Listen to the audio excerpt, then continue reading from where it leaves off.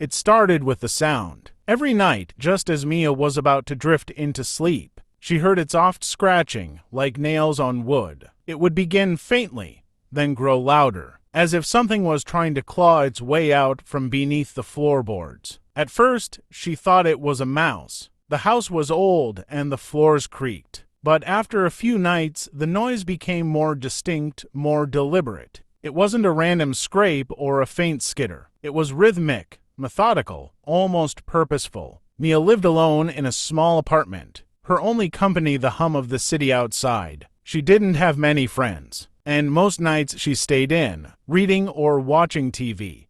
She didn't like to think about it, but the apartment felt wrong, not in a haunted way, but in a way that made her skin prickle when she passed certain spots, like there was something watching her, waiting. The sounds started at midnight, always. First, a faint scratch, then a pause, another scratch, and then the unmistakable sound of something dragging along the floor beneath her feet. The odd thing was, Mia couldn't tell where it was coming from. The apartment was small, but the noises seemed to come from everywhere. The hallway, the kitchen, her bedroom. One night, Mia decided she'd had enough. She waited for the sound to begin, then grabbed a flashlight. She knelt beside the floor and ran her fingers along the wooden planks. Nothing, but the scratching continued, louder now, more insistent. Suddenly, she stopped. A new sound broke through, the sound of something breathing, deep and heavy, as if it were right below her. She felt a cold draft brush her face, and a chill crawled down her spine. The air grew thick, dense, and heavy.